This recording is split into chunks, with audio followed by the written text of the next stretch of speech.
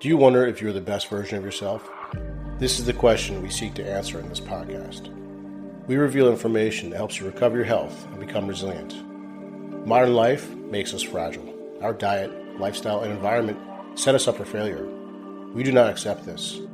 We seek optimization. We strive to become dynamic. Hey, what's going on? Dr. Chris here. Today I want to talk about how to improve or why to improve insulin sensitivity through nitric oxide. Okay, so let me just start off with what is insulin sensitivity. So all your cells of your body have insulin receptors. Insulin is a very important hormone in the body and has a lot of roles, but one of its main roles is to move sugar out of the blood. So when you eat a high-carb meal, the pancreas recognizes it and secretes insulin to get the sugar out of the blood because too much sugar will kill you. So that's its main role, but it's got lots of other roles. So it's a very important hormone. You can think of hormone as kind of like a fuel selector switch. So we can burn fats or carbs for energy. And when insulin is secreted, your body is going to choose to use sugar, carbs.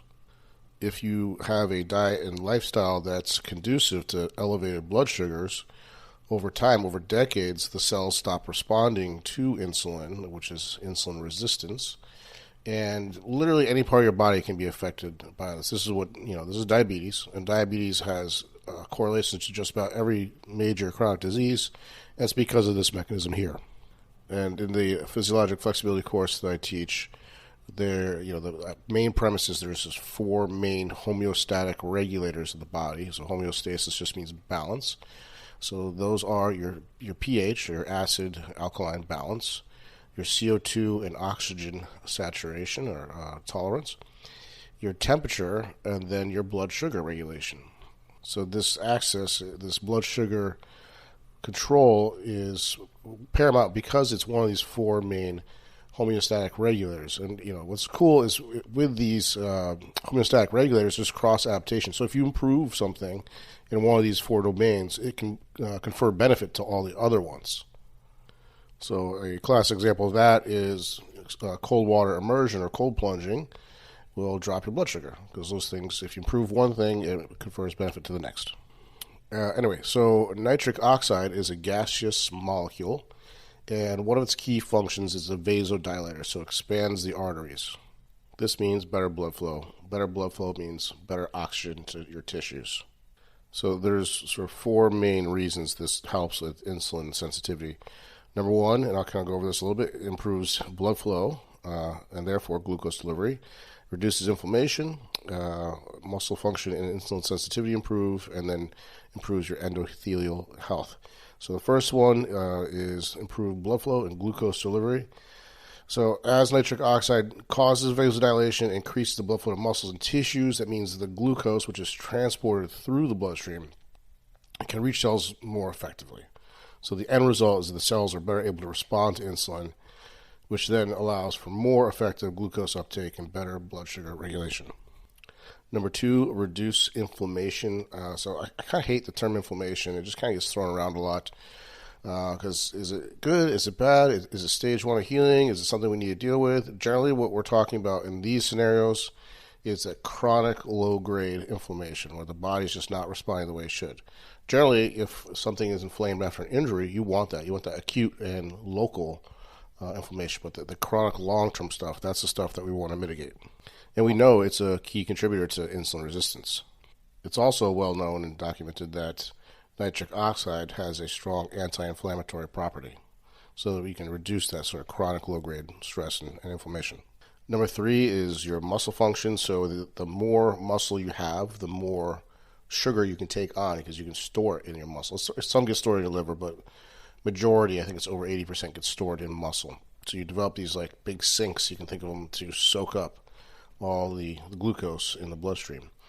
And if you use your muscles, that demands blood and oxygen to the tissue. So if you increase the blood flow to those tissues, they become more functional and can draw in sugar better.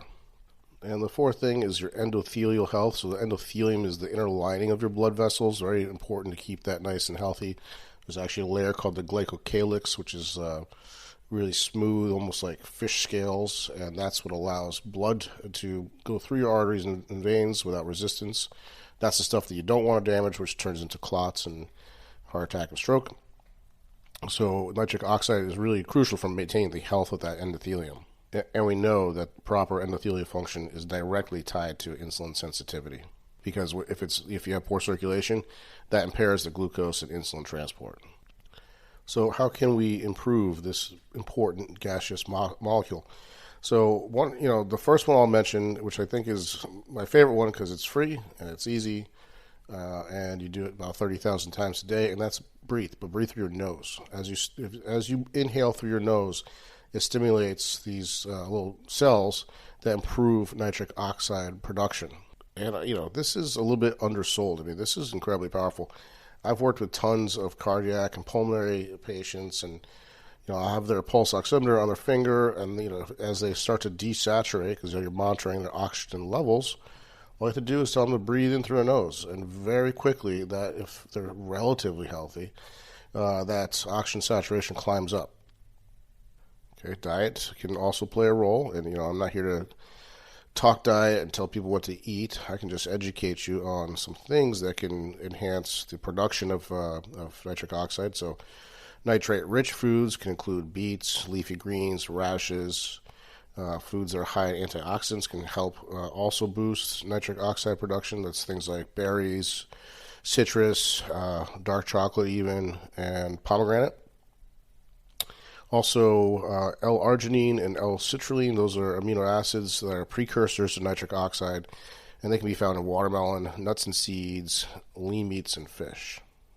Exercise, as always, can be vital for this too. So exercising regularly, particularly aerobic and resistance training, they can both naturally boost nitric oxide production. This happens at the level of the endothelial cells, so the inner lining of the arteries. They release more nitric oxide with exercise. And sleep is huge. I mean, what a surprise. Sleep is huge for just about everything. So adequate sleep is essential for maintaining your healthy nitric oxide levels.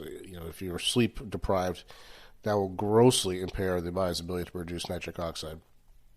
That in turn will reduce insulin sensitivity. So 7 to 9 hours is a good rule. And let me just say that I've been wearing an Oura ring for about a month, and I've been watching my sleep. And I already kind of knew that you have to almost subtract an hour for how long you think you slept for, just because of natural disturbances.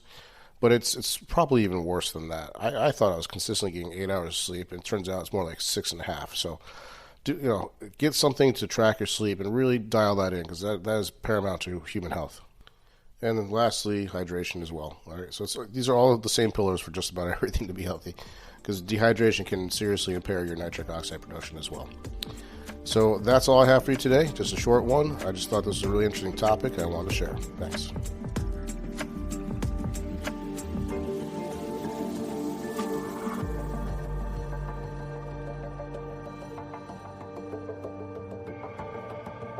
A ship in harbor is safe, but that's not what ships are meant to do.